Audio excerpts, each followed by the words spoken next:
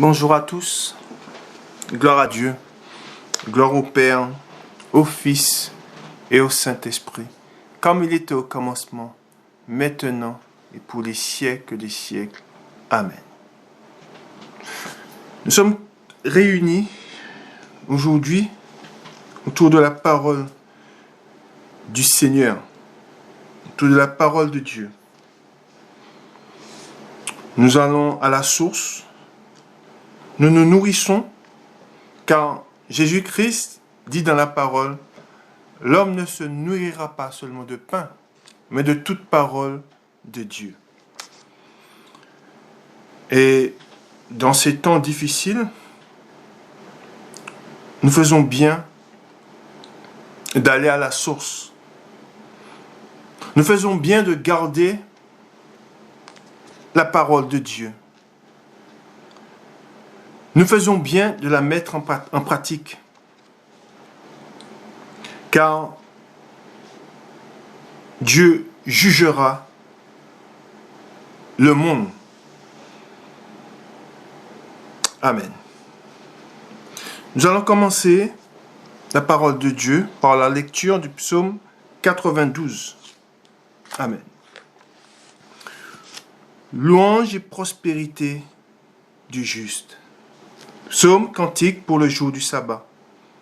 Il est beau de louer l'Éternel et de célébrer ton nom, ô Très-Haut, d'annoncer le matin ta bonté et ta fidélité pendant les nuits, sur l'instrument à 10 cordes et sur le luth, au son de la harpe. Tu me réjouis par tes œuvres, ô Éternel, et je chante avec allégresse l'ouvrage de tes mains. Que tes œuvres sont grandes, ô Éternel, que tes pensées sont profondes. L'homme stupide n'y connaît rien, et l'insensé n'y prend point garde. Si les méchants croissent comme l'herbe, si tous ceux qui font le mal fleurissent, c'est pour être détruits à jamais. Pardon. Mais toi, tu es le Très-Haut, à perpétuité, ô Éternel. Car voici tes ennemis, ô Éternel. Car voici tes ennemis périssent. Tous ceux qui font le mal sont dispersés, et tu me donnes la force du buffle. Je suis arrosé avec une huile fraîche. Mon œil se plaît à contempler mes ennemis, et mon oreille à entendre mes méchants adversaires. Les justes croissent comme le palmier. Ils s'élèvent comme le cèdre du Liban. Plantés dans la maison de l'Éternel, ils prospèrent dans les parvis de notre Dieu. Ils portent encore des fruits dans la vieillesse. Ils sont pleins de sève et verdoyants, pour faire connaître que l'Éternel est juste. Il est mon rocher, et il n'y a point en lui d'iniquité. Amen. Gloire à Dieu. Gloire au Père, au Fils et au Saint-Esprit, comme il était au commencement, maintenant et pour les siècles des siècles. Amen. Avant de commencer, sachez que nous devons nous soumettre à la parole de Dieu.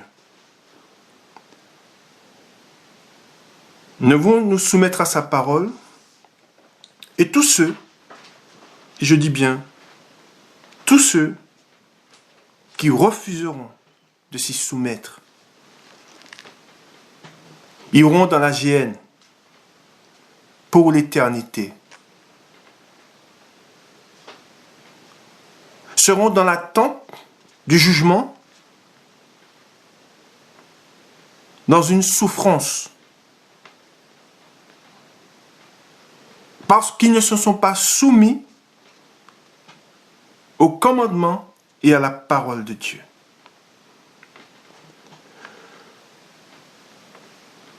Nous devons faire la volonté de Dieu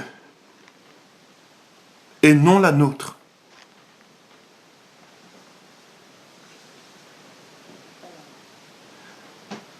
Nous devons aller à l'instruction. Nous devons aller à la connaissance pour être agréable à Dieu.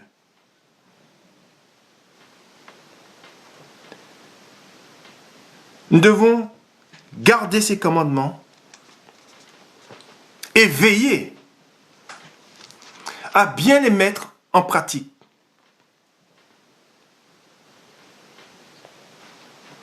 Dieu jugera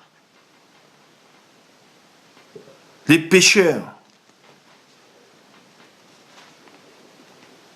Il jugera les rebelles.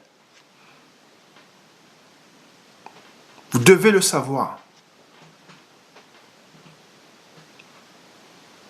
Il y a un seul Dieu, un Dieu vivant, assis sur son trône. Il est venu dans la chair. Il a parlé au milieu de nous.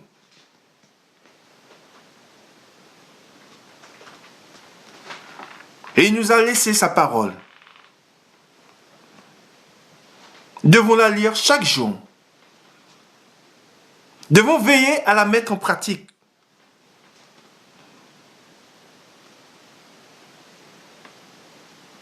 Si vous entendez sa voix, n'endurcissez pas votre cœur. Amen. Nous allons commencer. Je vais commencer par vous donner le titre de la parole du jour. Le titre, Homme, femme, une seule chair. Amen. Je répète, homme, femme, une seule chair. Et nous allons voir de quoi il s'agit. Amen.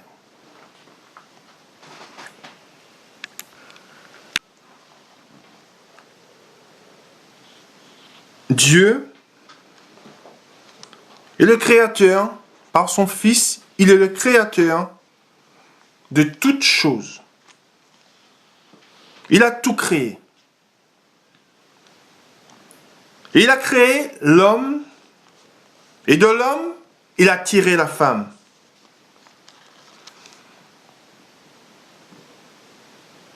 Amen. Nous allons dans Genèse. Genèse, au chapitre 2. Et à partir du verset 21.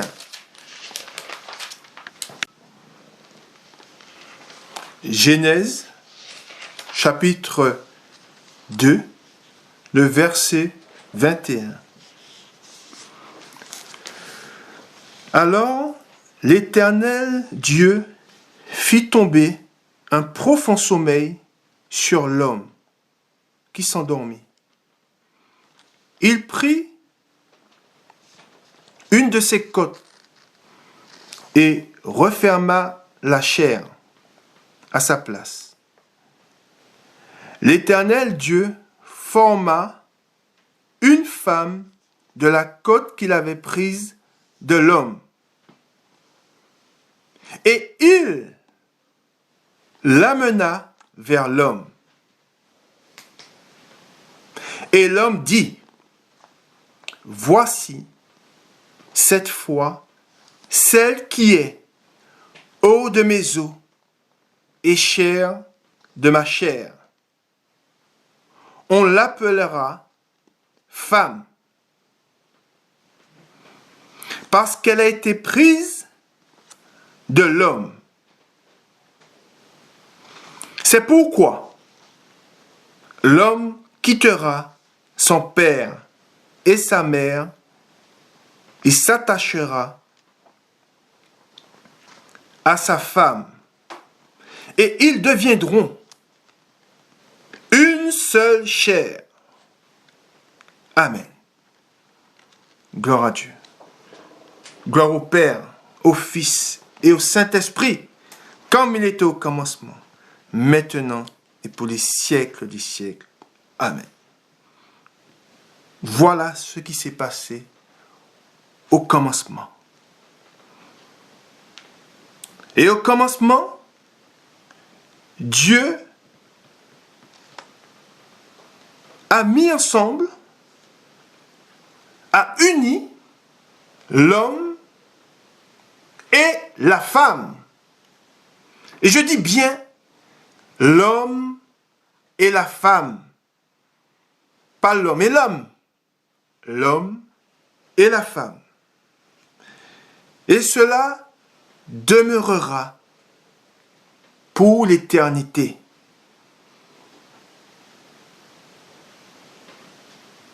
Cela ne changera pas. Tant que le monde sera, tant que les hommes et les femmes seront sur la terre, hommes et femmes se mettront ensemble. Et chacun, son mari, chacune, son mari, et chacun, et je dis bien chacun, sa femme. Un homme, une femme, un homme. Voilà ce qui est et ce qui sera. Amen. Nous allons continuons dans la parole de Dieu. Nous sommes à l'instruction, à l'enseignement. Et la vérité, elle est en Dieu. Dieu est vérité. La vérité n'est pas dans le monde. Et c'est pour cela que nous devons toujours aller dans la parole de Dieu. Afin de faire ce qui plaît à Dieu. Et afin de lui être agréable. Amen. Nous allons dans 1 Corinthiens. Au chapitre 7, nous allons faire la lecture à partir du verset 1. Et avant de commencer,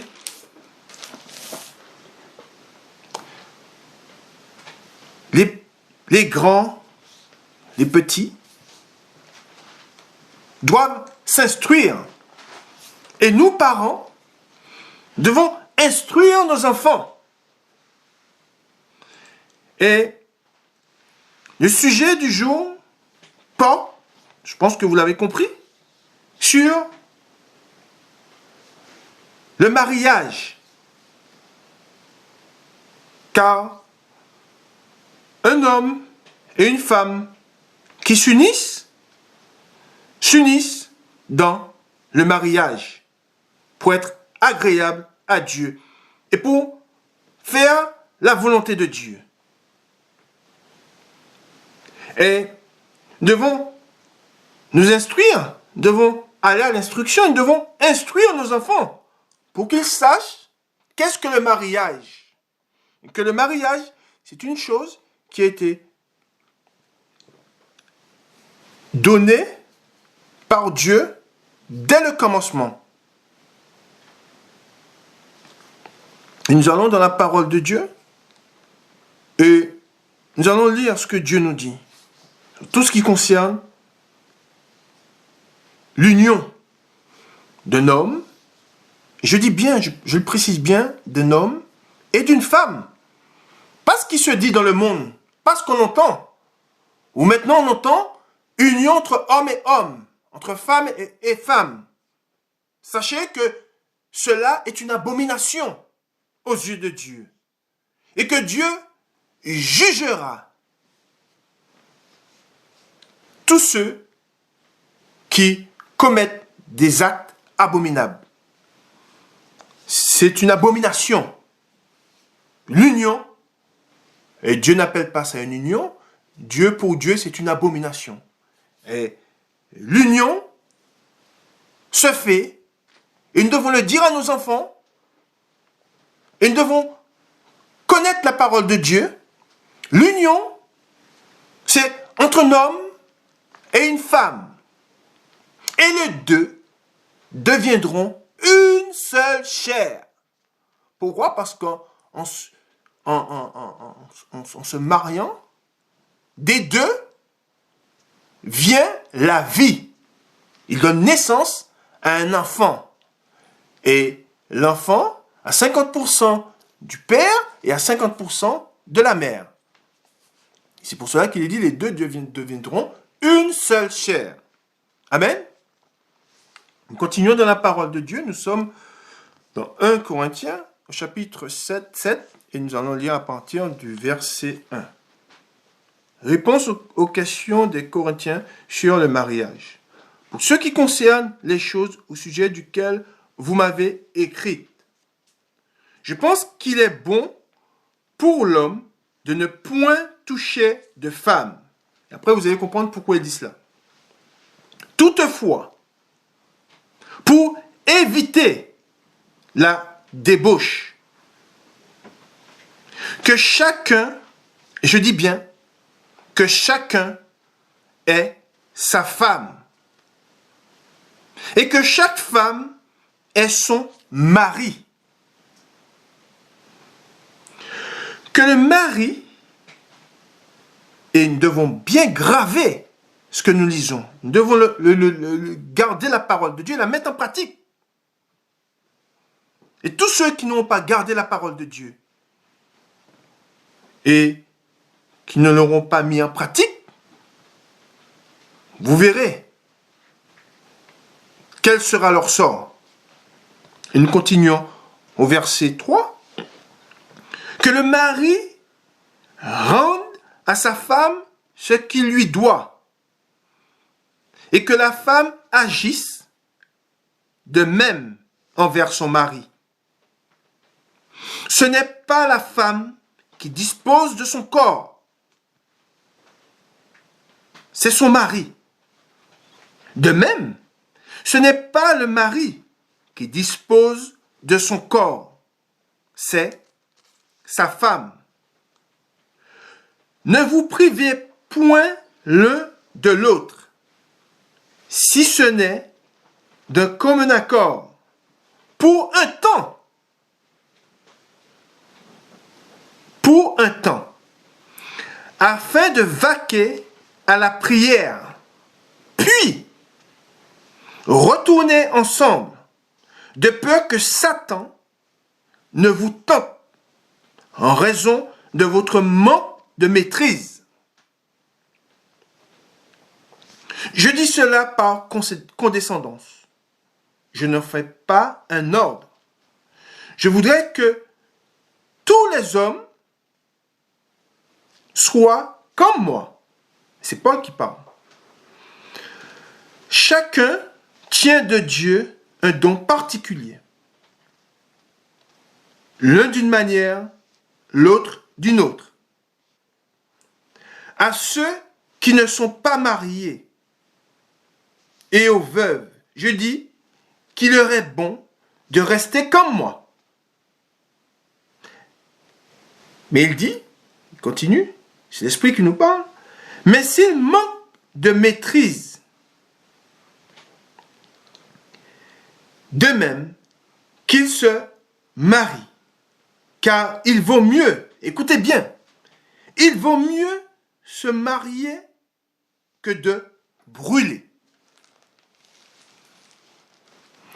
À ceux qui sont mariés, j'ordonne, non pas moi, mais le Seigneur,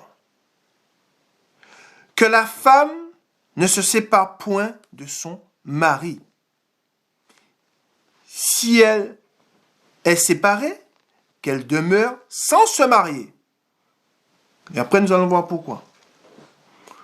Ou qu'elle se réconcilie avec son mari. Et que le mari ne répudie point sa femme. Amen. Gloire à Dieu.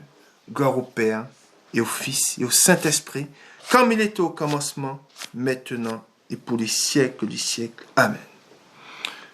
Nous voyons aujourd'hui que le mariage, chacun fait comme il veut. Or, le mariage, c'est quelque chose, et nous allons le voir. Le mariage,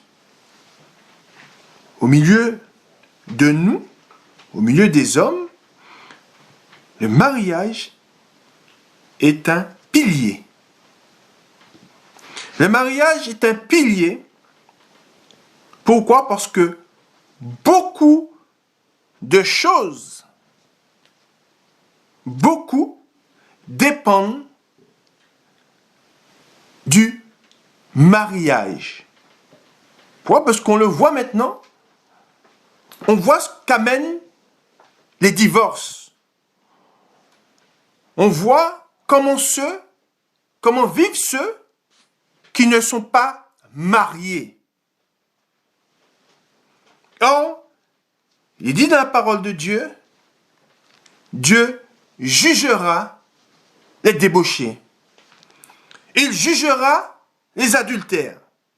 Et nous l'avons vu dans le passage que nous avons lu, au verset 9, où il est dit, « Mais s'ils manquent de maîtrise d'eux-mêmes, qu'ils se marient. » Et nous avons une mise en garde où il nous est dit, « Car il vaut mieux se marier que de brûler. » Et nous voyons aujourd'hui que la société souffre d'un mal.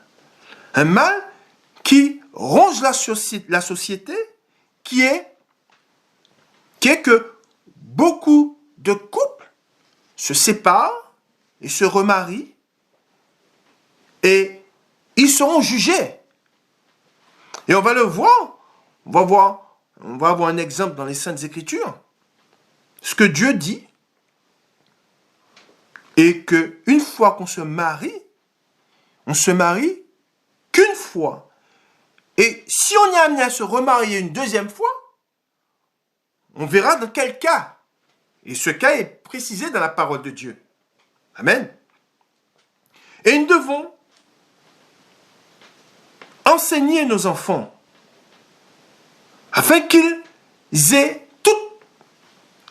prennent en compte l'importance du mariage, de ce que c'est et de ce que le mariage est aux yeux de Dieu. Amen. Et nous allons relire un passage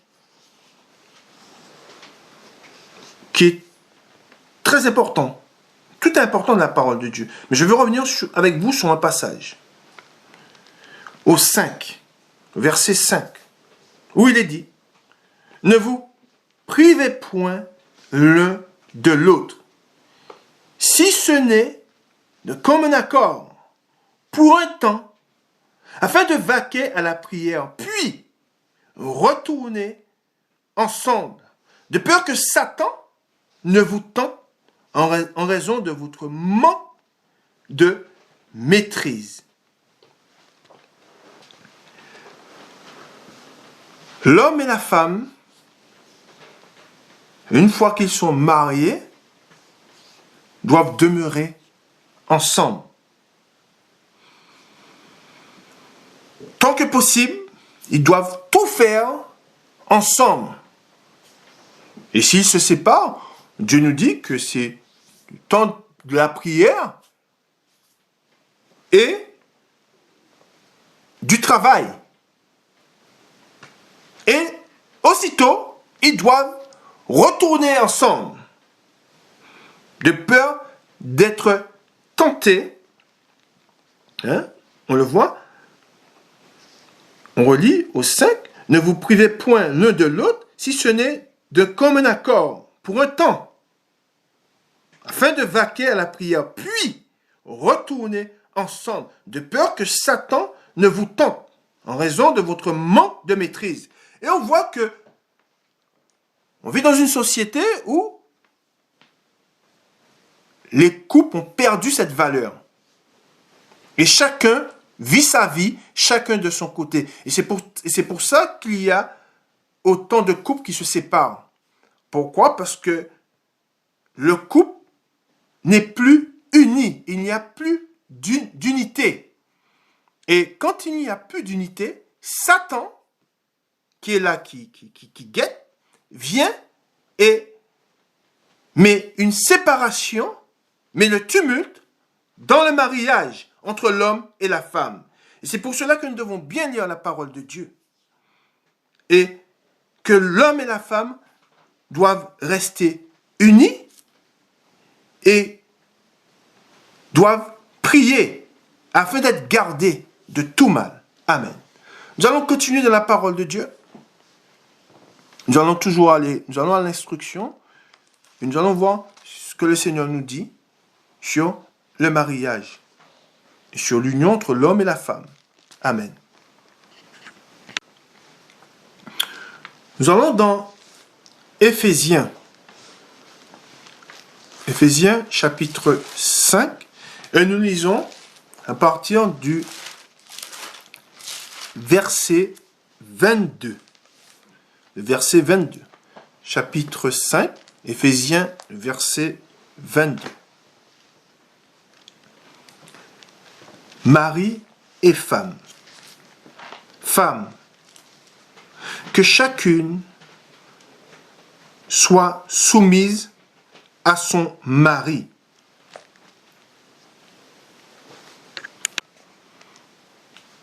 Comme au Seigneur, car le mari est le chef de la femme, comme Christ est le chef de l'Église, qui est son corps, et dont il est le sauveur.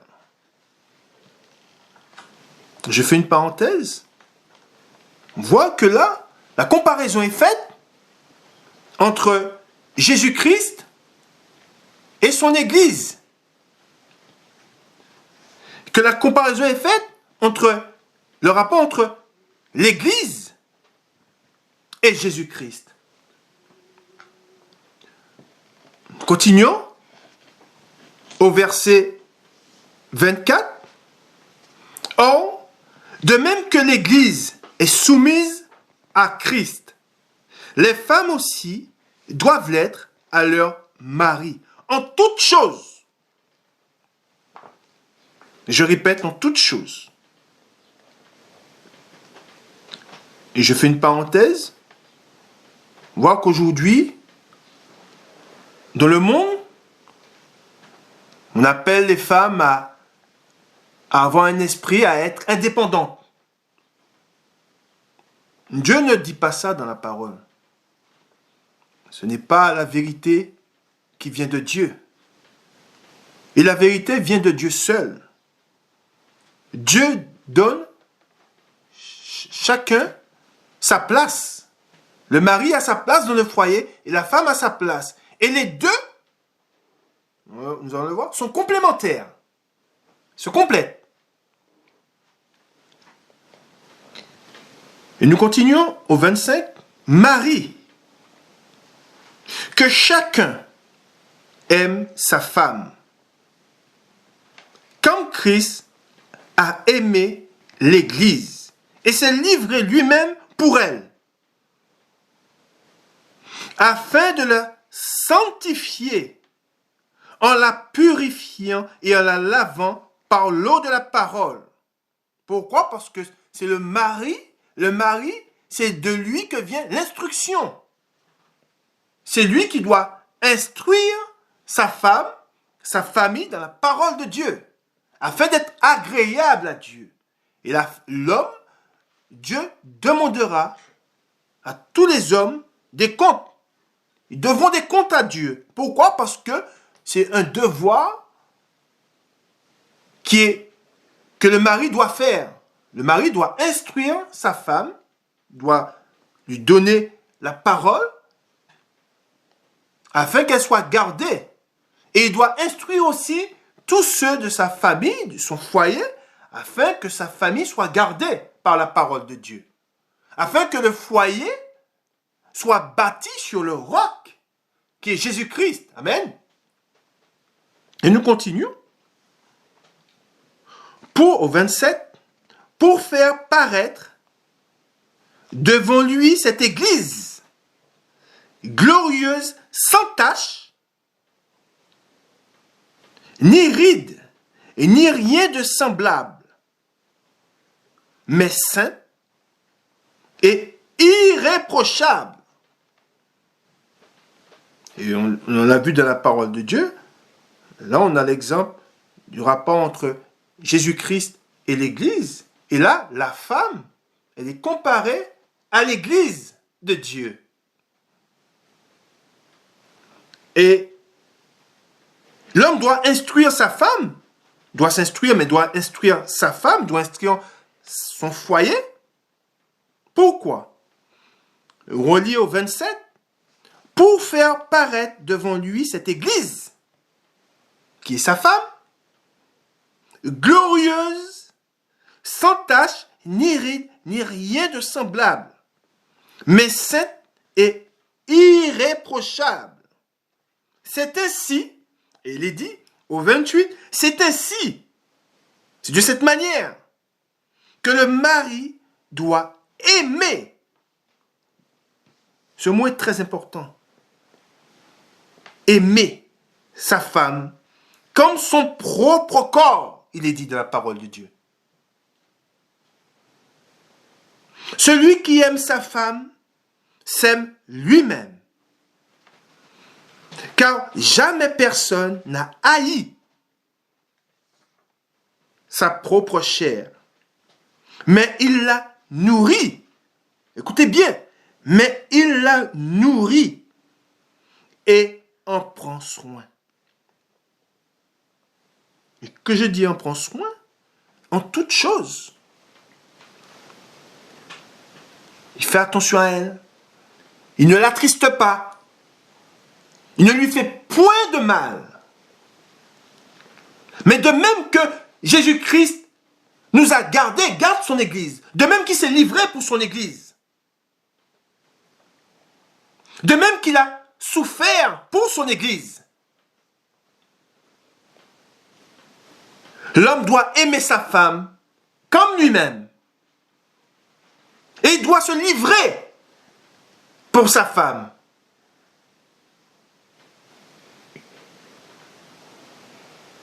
Et il doit la chérir. Il doit en prendre soin. Et quand Dieu dit en prendre soin, il ne parle pas d'une manière pécuniaire. Mais en prendre soin, ce n'est pas que lui offrir des cadeaux et lui offrir de belles choses. Non. C'est être avec elle et l'aimer dans le Seigneur.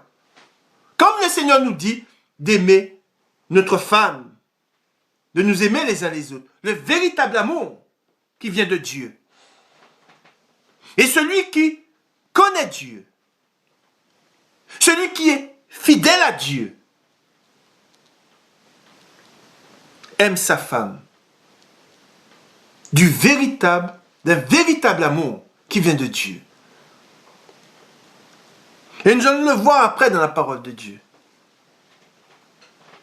Celui qui a connu Dieu, qui a véritablement connu Dieu, ou celle qui a véritablement connu Dieu, aime, comme Dieu dit, d'aimer. Et connaît l'amour. C'est ce que c'est l'amour. Amen. Et c'est pour cela que souvent, beaucoup de personnes qui échouent dans leur mariage, des fois, ça ne vient pas d'eux, c'est pas de leur faute. Ça peut être la femme qui décide de quitter le mari ou le mari qui décide de quitter la femme. C'est qu'ils n'ont pas connu Dieu. Ils n'ont pas connu les commandements de Dieu. Et ils n'ont pas bâti sur le roc. Et c'est pour cela que, une fois que nous avons pris connaissance de la parole de Dieu, de la vérité, nous devons la mettre en pratique. Et l'homme doit aimer sa femme et en prendre soin. Amen. Et nous continuons. Continuons la lecture au 29. Car jamais personne n'a haï sa propre chair, mais il la nourrit et en prend soin. Comme Christ le fait pour l'Église. Parce que nous sommes membres de son corps. C'est pourquoi l'homme quittera son père et sa mère et s'attachera à sa femme. Et les deux deviendront une seule chair. Ce mystère est grand. Je dis cela par rapport à Christ et à l'Église.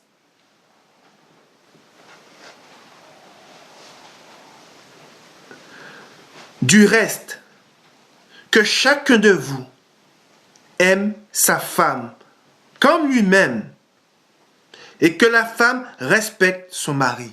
Amen. Gloire à Dieu. Gloire au Père et au Fils et au Saint-Esprit, comme il était au commencement, maintenant et pour les siècles des siècles. Amen. Continuons dans la parole de Dieu. Nous allons dans Colossiens, au chapitre 3,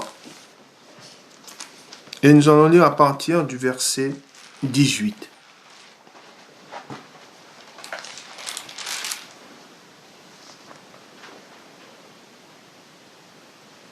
Femme, que chacune soit soumise à son mari, comme il convient dans le Seigneur. Amen.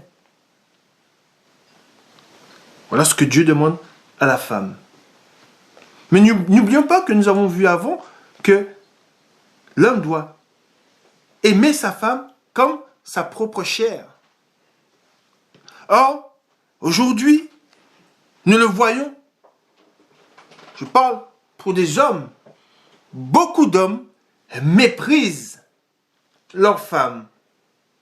Beaucoup d'hommes délaissent leurs femmes.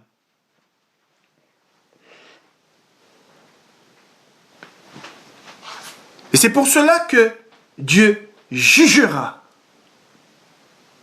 avec sévérité ceux qui agissent de la sorte, ceux qui maltraitent leurs femmes, ceux qui délaissent leurs femmes. Car celui qui délaisse sa femme se délaisse lui-même. Celui qui méprise sa femme se méprise. Et c'est pour cela que nous devons aller à la connaissance.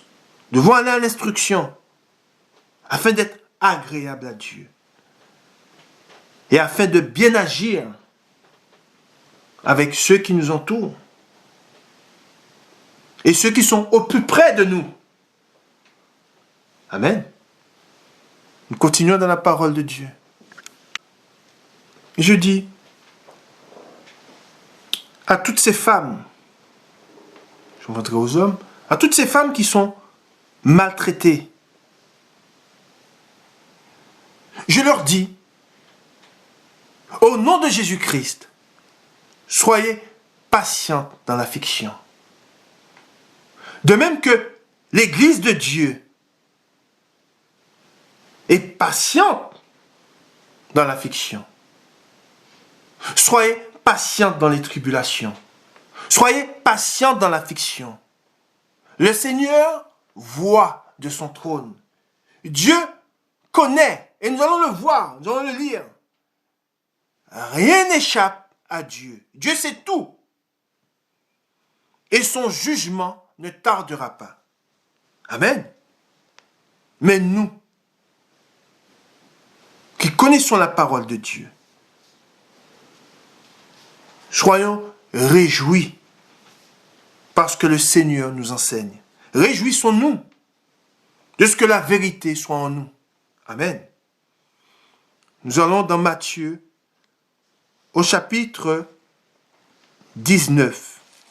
Matthieu chapitre 19.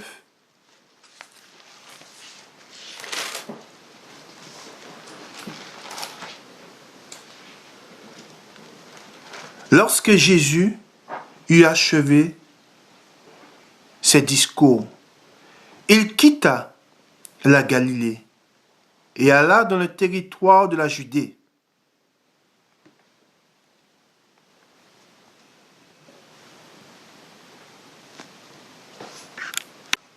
au-delà du Jourdain. Une grande foule le suivit. Et là, il guérit les malades. Les pharisiens l'abordèrent et dirent, pour l'éprouver, est-il permis à l'homme de répudier sa femme pour un motif quelconque? Il répondit, n'avez-vous pas lu que le Créateur, au commencement, comme le passage que nous avons lu, fit, dans Genèse, fit l'homme et la femme, et qu'il dit, c'est pourquoi l'homme quittera son père et sa mère, il s'attachera à sa femme, et les deux deviendront une seule chair. Ainsi, ils ne sont plus deux, mais ils sont une seule chair. Que l'homme, donc, ne sépare pas ce que Dieu a joint. Amen. Nous allons dans Romains, au chapitre 7, et nous lisons à partir du verset 1.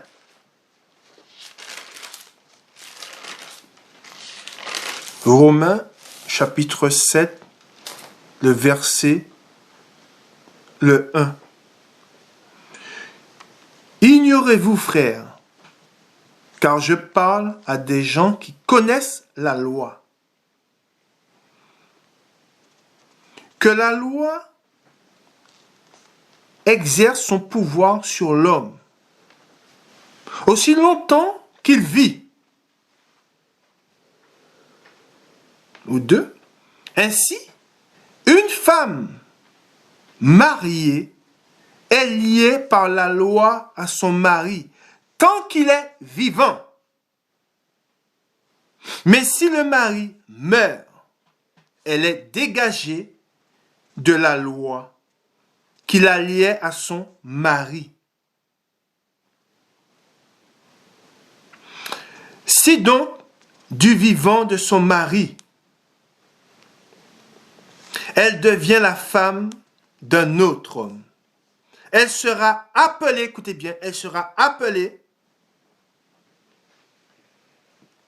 adultère. Mais si le mari meurt, elle est affranchie de la loi, de sorte qu'elle n'est point adultère, en devenant la femme d'un autre. Amen. Et je vais vous expliquer, c'est ce que nous devons comprendre. Et c'est ce que nous devons enseigner à nos enfants. Ce qui nous est dit dans la parole de Dieu, c'est que quand un homme et une femme se marient, se disent oui, qu'ils sont liés, les deux sont liés jusqu'à la mort. Et ce n'est qu'à la mort de l'un ou de l'autre que l'un, s'il le veut, peut se remarier.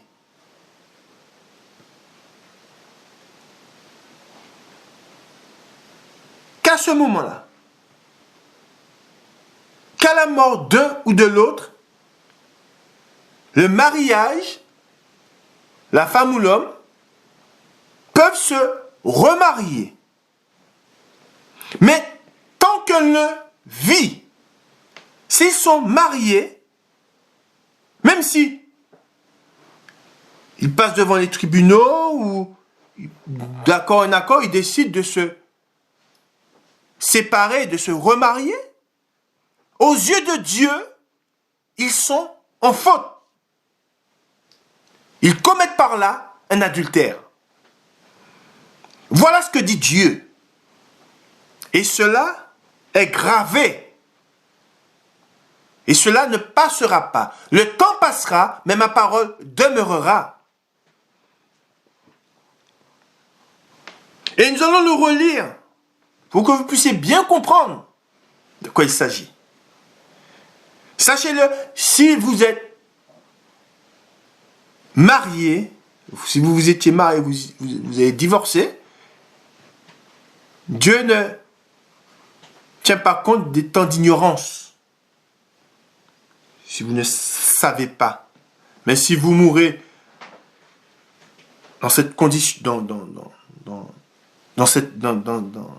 cette condition-là, vous savez ce qui vous attend. Amen. Nous allons relire le passage. Ignorez-vous, frères, car je parle à des gens qui connaissent la loi, que la loi exerce son pouvoir sur l'homme aussi longtemps qu'il vit. Ainsi, une femme mariée est liée par la loi à son mari tant qu'il est vivant. Cela est valable pour le mari aussi. Mais si le mari meurt, elle est dégagée de la loi qui la liait à son mari. Si donc du vivant de son mari, elle devient la femme d'un autre homme, elle sera appelée adultère. Mais si le mari meurt, elle est affranchie de la loi, de sorte qu'elle n'est point adultère en devenant la femme d'un autre.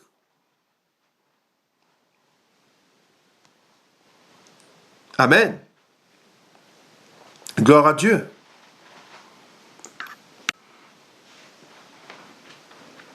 Nous continuons dans la parole de Dieu. Nous allons dans Actes, au chapitre 17, et le verset 30. Actes, chapitre 17, le verset 30. Dieu, sans tenir compte des temps d'ignorance, annonce maintenant à tous les hommes, en tout lieu, qu'ils ont à se repentir, parce qu'il a fixé un jour où il jugera le monde selon la justice par l'homme qu'il a désigné, ce dont il a donné à tous une preuve certaine en le ressuscitant des morts. Amen. Voilà ce que dit Dieu.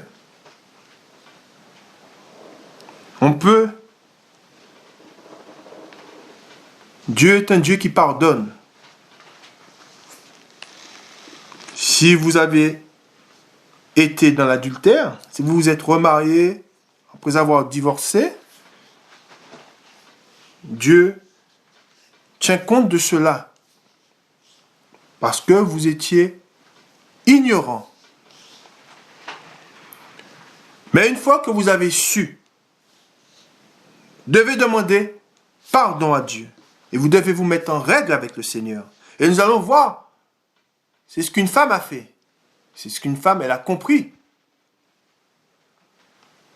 Nous allons aller dans la parole de Dieu. Continuons dans la parole de Dieu. Nous allons dans Jean. Jean, chapitre 4. Jean, chapitre 4, et le verset, le 4. Amen. Jean, chapitre 4, le verset 4. Comme il fallait qu'il passe par la Samarie, il arriva dans une ville de Samarie, nommée Sichar, près du champ que Jacob avait donné à Joseph son fils. Là se trouvait le puits de Jacob. Jésus, fatigué du voyage, était assis au bord du puits. C'était environ la 6e heure. La 6e heure, midi. Une femme de Samarie vint puiser de l'eau. Jésus lui dit, « Donne-moi à boire. » Car ses disciples étaient allés à la ville pour acheter des vivres. La femme samaritaine lui dit, « Comment toi, qui es juif, me demandes-tu à boire, à moi qui suis une femme samaritaine? » Les Juifs, en effet, n'ont pas de relation avec les Samaritaines. Les Samaritains, pardon. Jésus lui répondit, « Si tu connaissais le don de Dieu, et qui est celui qui te dit, donne-moi à boire, tu lui aurais toi-même demandé à boire, et il t'aurait donné de l'eau vive. » Seigneur, lui dit la femme, tu n'as rien pour puiser, et le puits est profond. D'où aurais-tu donc cette eau vive? Es-tu plus grand que notre père Jacob, qui nous a donné ce puits et qui en a bu lui-même, ainsi que ses fils et ses troupeaux?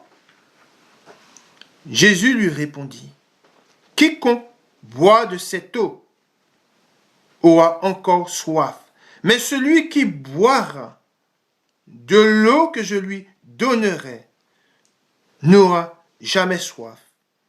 Et l'eau que je lui donnerai deviendra en lui une source d'eau qui jaillira jusque dans la vie éternelle. » Et cette eau, parenthèse, cette eau, c'est la parole de Dieu. Cette eau que Jésus avait à lui proposer, c'est la vie éternelle. La parole de vérité. Par la parole de Dieu, nous avons la vie éternelle. Pourquoi? Parce que par la parole de Dieu, nous faisons ce qui est agréable à Dieu, ce qui plaît à Dieu. Et par là, nous pouvons, par Jésus-Christ, nous pouvons aller en sa présence. Continuons au 15. La femme lui dit, « Seigneur, donne-moi cette eau, afin que je n'ai plus soif, et que je ne vienne plus puiser ici. » Écoutez bien, car, je fais une parenthèse, Jésus connaissait son cœur. Jésus connaissait cette femme. Elle n'a pas tout de suite su qui était Jésus. Mais Jésus la connaissait. Et Jésus, qui est Dieu, connaît tout. Et sait tout. Et voit tout. Et il connaît la condition de chaque homme. Il connaît le statut de chaque homme. Et Jésus lui dit, va, lui dit Jésus, appelle ton mari et viens ici. La femme répondit, je n'ai point, je n'ai point de mari. Jésus lui dit, tu as eu raison. Écoutez bien ce que Jésus lui dit. Jésus lui dit, tu as eu raison. Je fais une parenthèse. Cette femme n'a pas cherché à cacher la vérité sur elle-même, sur ce qu'elle était, sur sa position. Et elle a dit à Jésus la vérité. Et Jésus lui dit, tu as eu raison de dire, je n'ai point de mari, car tu as eu 5 maris, et celui que tu as maintenant n'est pas ton mari. En cela tu dis vrai. Seigneur, lui dit la femme, je vois que tu es prophète. Nos pères ont adoré sur cette montagne. Et vous dites, vous, que le lieu où il faut adorer est à Jérusalem. Femme, lui dit Jésus, crois-moi. Écoutez bien ce que Jésus lui dit.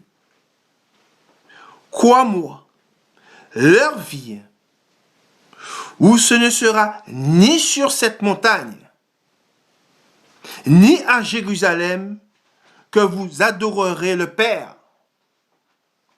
Vous adorez, ce que vous ne connaissez pas. Nous adorons ce que nous connaissons. Car le salut vient des Juifs.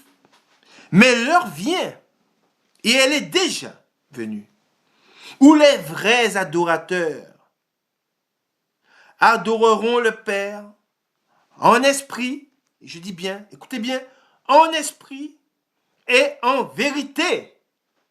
Amen. Et je fais une parenthèse, ce sont là les vrais adorateurs, ceux qui aiment le Seigneur, en esprit et en vérité. Car c'est en étant dans la vérité que nous adorons le Dieu Tout-Puissant et son Fils, notre Seigneur Jésus-Christ et l'Esprit Saint. Et cette vérité n'est pas dans le monde. Et c'est pour cela que nous devons aller à l'instruction pour mettre en pratique la parole de Dieu. Et nous devons nous y soumettre.